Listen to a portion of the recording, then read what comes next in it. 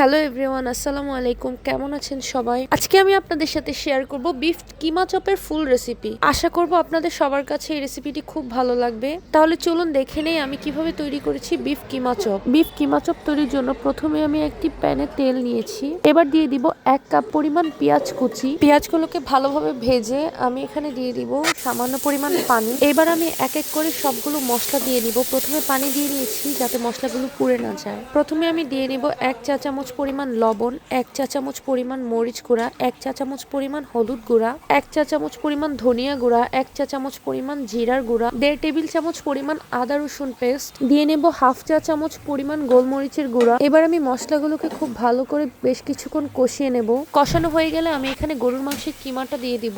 গরুর মাংসের কিমাটা দেওয়ার পরে দেখবেন আস্তে আস্তে এখান থেকে কিছুটা পরিমাণ পানি বের হয়েছে। আমরা এই পানিটা দিয়ে গরুর মাংসের কিমাটাকে কষিয়ে নেব খুব ভালোভাবে। এবার আমি গরুর মাংসের কিমাটাকে সেদ্ধ করার জন্য 1/2 কাপ পরিমাণ পানি দিয়ে ঢেকে দেব।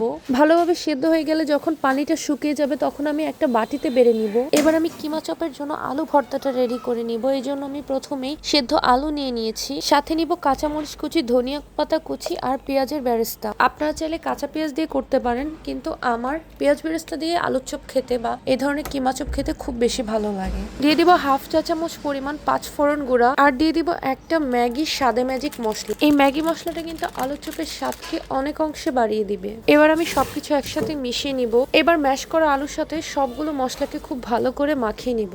এবার আলু ভর্তাটা তৈরি হয়ে গেলে আমি কিছুটা পরিমাণ ভর্তা হাতে নিয়ে একটু পাতলা করে এর মাঝখানে আমি পুর হিসাবে দিয়ে দিব বিফ কিমাটা। এটা কিন্তু আসলে বলে বোঝানো সম্ভব না, এটা আপনারা ভিডিওতে দেখলে খুব ভালোভাবে বুঝে যাবেন। এবার আমি আলু ভর্তা দিয়ে বিফ কিমাটাকে খুব ভালোভাবে কোট করে দিব, সুন্দর একটা শেপ দিয়ে নিব।